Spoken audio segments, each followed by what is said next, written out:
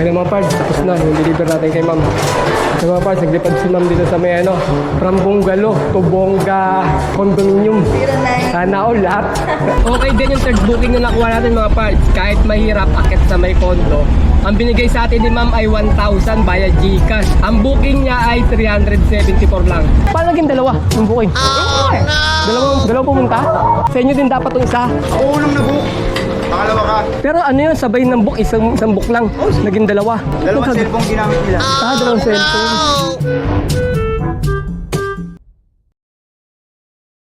Good day mga pards! Today is another booking day na naman tayo. March 13 ngayon, Wednesday. May first booking na tayo nakuha.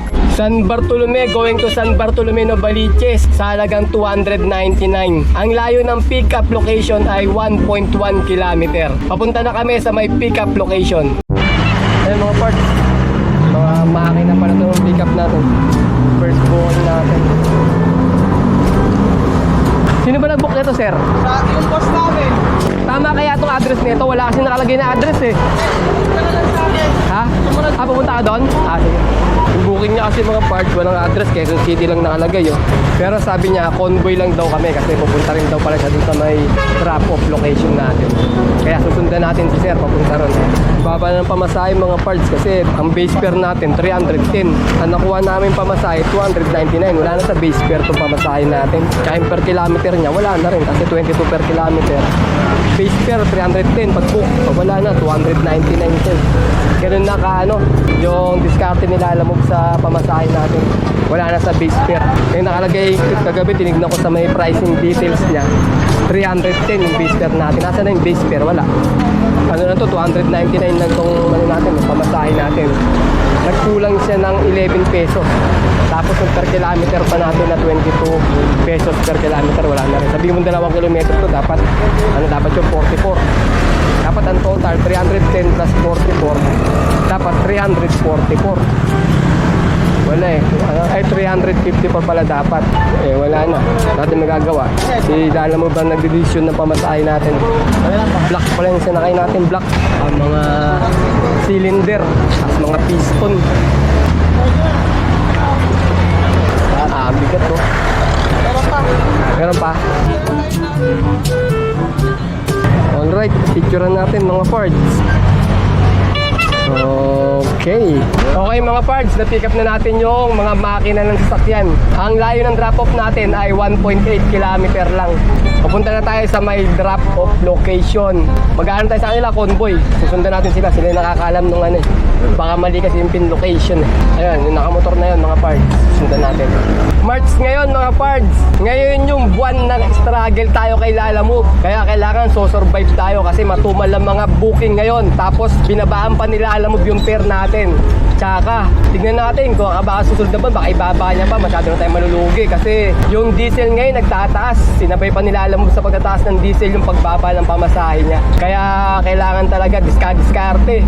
Kung maaari, agahan nyo pag bibiyahe kayo sa mga baguhan. Pero ako, parts, 9 talaga ang labas namin eh. Kung ano lang yung kikitain namin, ayun lang. Pagswertihan na lang. Minsan kasi may swerte din na biyahe. Minsan, may silat. Kaya nung nangyari nung nakarang araw ko, silat yung booking namin. Wala kami nakuwang pabalik. Galing kami ng General Trias. Kumuha tayo ng General Trias kasi nga, yung booking din sa Metro Manila, mahirap din kumuha. Inaabot din tayo ng mga 1 oras bago tayo makakuha. Kaya sinubukan namin kunin yung General Trias. Yun na nangyari sa atin. Wala tayong nakuwang pabalik ng Quezon City. Ginabi na tayo. Habang tayo sa Paranaque hanggang 8:30, wala eh. Siyempre, pagpabukas na lang, umuwi na lang kami. Baka kinabukasan makabawi tayo. Ayan mga parts, yung katibayan natin. Wala na sa base fare kasi yung booking na to ay 299. Kung i-base fare natin, dapat 310. Kulang siya ng 11 pesos, di ba? 22 per kilometer tayo. O di yung 310 plus 22. Dapat 332 dapat yung pamasahe dapat natin dito kasama yung base fare at per kilometer. Bina-bargain nila Lalamove yung pamasahe natin. Sana sinasakto nila sa base fare kasi yun nga pa usapan, di ba nilagay nila yung pricing details na 310, wala na yung 310 na base fare natin. Kumbaga, naglalaro na lang siya sa 270 base fare plus mo yung yung per kilometer natin. Parang ganun na lang, 270 na lang yung base fare natin dito sa booking na to. Eh kung di mo naman kukunin, tatagal ka naman kasi gaya nangyari sa isang araw, nabababaan ako sa mga pamasahin, hindi ko kinukuha. Hanggang sa tumagal tayo ng tumagal, kaya hintay ng magandang pamasahe. Bandang huli, ganun din, pangit din yung pamasahe na nakuha natin. Nasayang lang yung oras natin.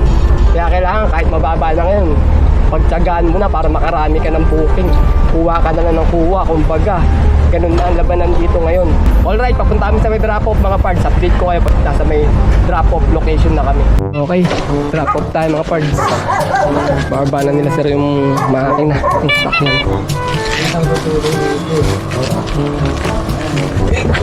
Ano, bigat pa na yan? Magkano ko ba? Ang bigat pala yun ah. Isang block lang. Pero dito, chain block, kayang-kaya yan, no? Kahit gano'n pa yung kabigat. Tabi natin doon para atas tayo. Okay, diretso lang. Diretso. Sige. Dito ba tayo? Okay. Good, pwede na. Okay. Picture ako. Mayroon na Okay mga pards, second booking natin from Talipapa, Novaliches, going to San Bartolome, Novaliches, sa halagang 392. Malapitan lang muna tayo mga pards. Ang layo ng pickup natin ay 4.5 km. Papunta na kami sa may pickup location. Ngayon mga pards, so content natin, subukan natin na malapitan lang yung kukunin natin ng mga biyahe kay Lalamove. Ngayon, testing natin ng malapitan kung kikita tayo. Kaya subaybayan nyo yung mga video namin mga pards para may idea rin kayo sa mga biyahe ng malapitan.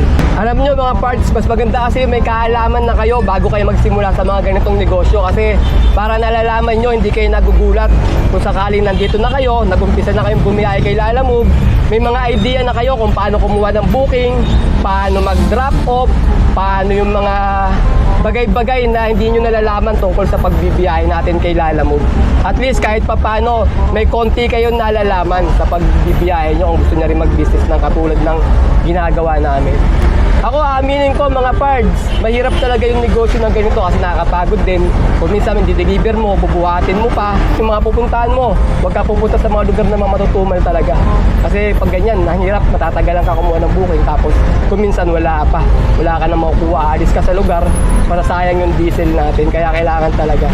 Pero kami, nangyayari talaga sa amin, hindi mo na maiiwasan mga pards eh. Kahit marunong ka na, may alam ka na, kung minsan may mangyayari talaga ganun, maaakit ka sa mga booking na malalaki, nakakala mo panalo ka na, pagdating mo doon wala ka na makukuha booking pabalik.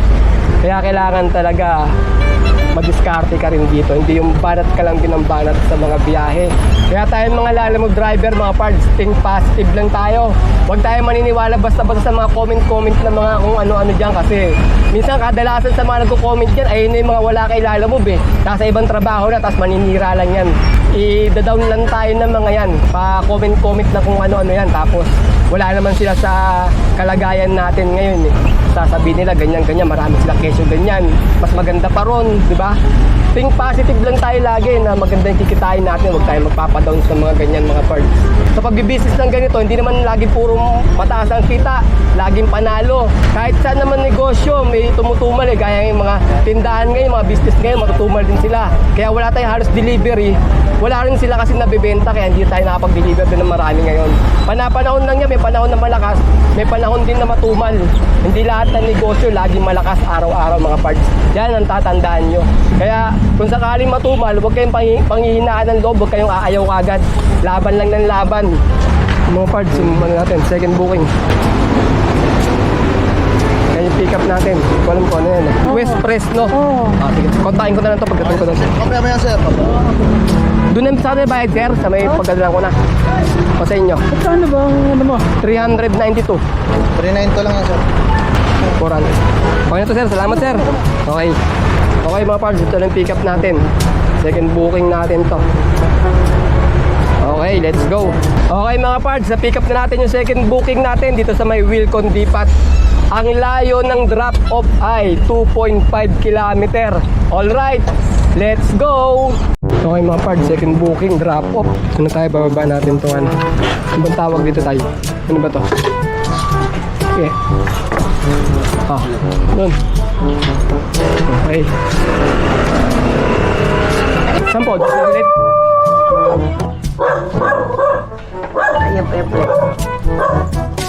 Okay. Okay. Pwede po. Picturean ko lang, ma'am, ha? Galing po yan sa Welcon? Opo, galing po ng Wilcon yan. Ay, excuse lang po. Nababaluktot pala yan. Oo, ma'am, nabibilog yung ano nila. Okay, ma'am, salamat, ma'am, ha? Sige po. Third booking natin from Nagkaisang Nayon, Novaliches, going to Pasong Putik, proper Novaliches. Sa halagang 374. Ang layo ng pickup location ay 3.2 km. Ano daw mga parts, rep, tsaka mga box daw mga pipikapin natin. Bali daw lipat bahay siya. Ngayon, wala siyang helper. Mamaya tignan natin kung magkano bibigyan ni ma'am. Alright, papunta na kami sa may pickup location. Okay, pick up na tayo mga parts. Third booking natin to. Saan ma'am? Yung rep? Ayan. Kasya naman tayo, no? Kasya naman siguro. Ito po yung mga box. Ito yung mga box. Asya? Kasya naman siguro ma'am. Sige na. Hindi, una natin pag para sa dulo yan. Dulo ng rep. Sige ma'am, ito na muna ma'am, ha.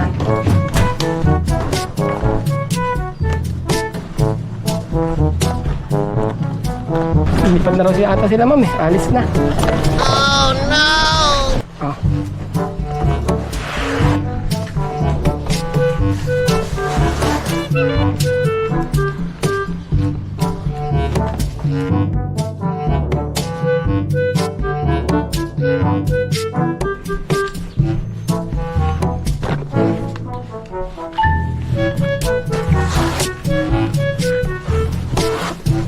Okay, ito naman mga parts yung rep ang dadalhin natin. Oh, sige, sige. Pick up, pick up. Yeah. Oh, sige.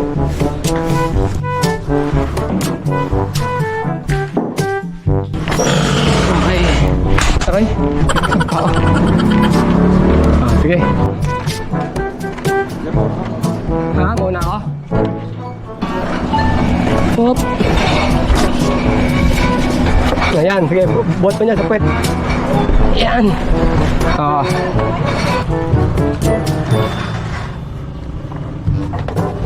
Okay, picture, picture. Okay, madumi na. Ikabok. Dumihan na tayo. Magaling ika-promise natin. Okay mga parts, na-pick up na natin yung mga gamit ni ma'am. Papunta na tayo ng drop-off location. Ang layo ng drop-off ay 5.7 km. Alright, let's go!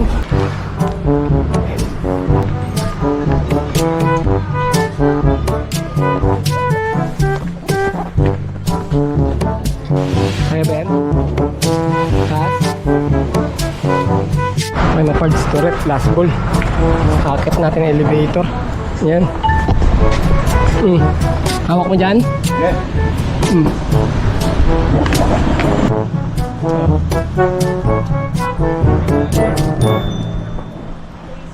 Ah, ito.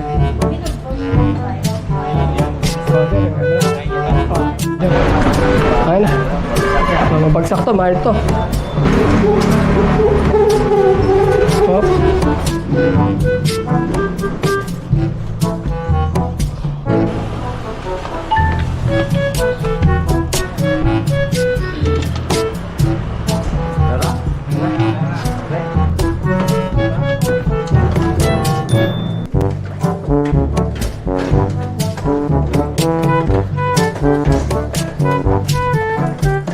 Anjir na lang, dyan na lang. Sa katabi na rep. Ayan. Baba. Gcash po na lang. Ayaw na lang. Ah.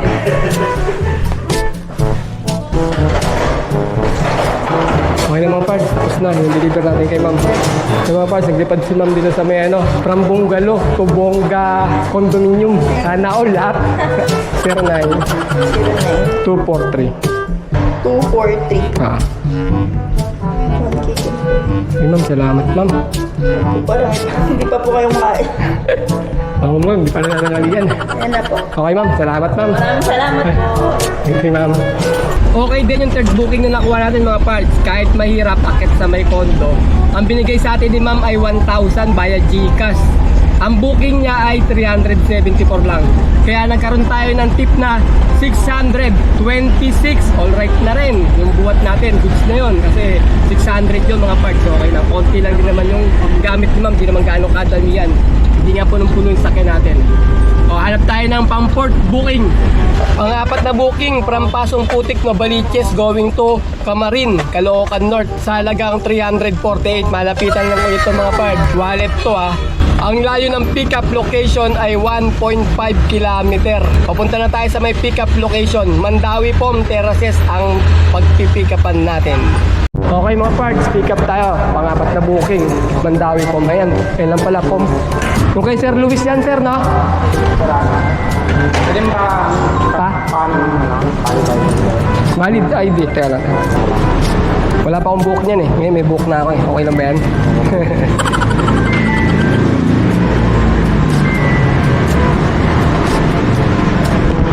Ayan, okay na yan. Yan lang naman sa akin natin, Tay. Wala na. Yan, Tay. Pipicture ko lang, Tay. Okay, sige. Wala na. Okay mga pards, na-pick up na natin yung pang-apat na booking natin. Galing Mandawi Pom dito sa may Terraces Fairview. Papunta na tayo ng drop-off. Ang layo ng drop-off ay 4.9 kilometer. Alright, let's go! Pards sa may fourth booking. Drop-off. Kay Luis. Luis.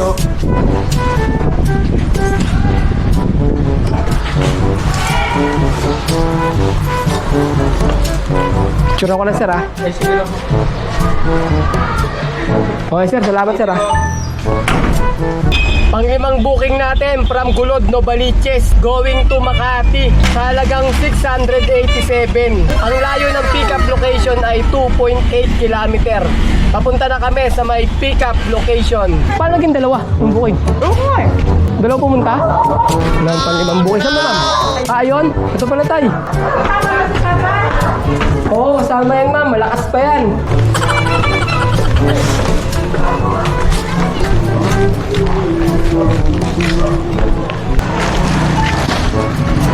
Pwede na yan. Ako unang na-book. Pangalawa ka. Pero ano yun, sabay ng book, isang book lang. Naging dalawa. Dalawang cellphone ginamit nila. Ah, dalawang cellphone. Okay mga pards, na-pick up na natin yung pang-fifth booking natin, yung mga kortina. Ang layo ng drop-off ay 20 kilometer. Ayan, traffic dito sa may Carino Highway. May nagbanggaan daw doon sa may Alfred, yung truck daw. Sinuro daw yung mga bato sa gitna. Nawalan daw ng preno eh. Okay mga pards, drop off tayo, pang-limang booking. Sobrang traffic. Gagabi na naman. Hello, sir. Ha? Alam mo din ba? Oo, alam mo.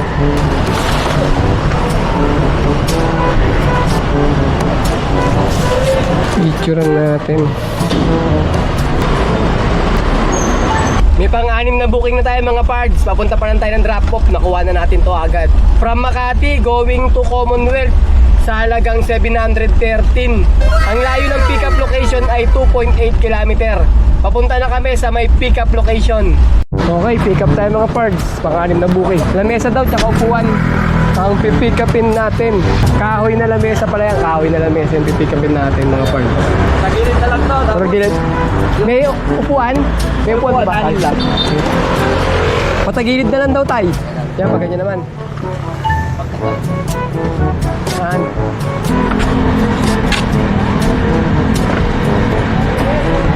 Antik yan, antik.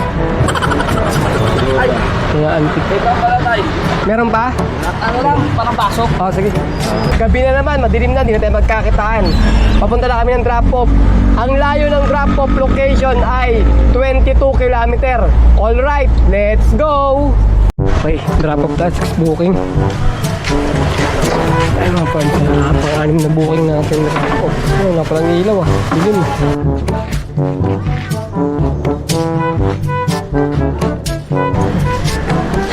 Ano ba ito yung paano ito ah?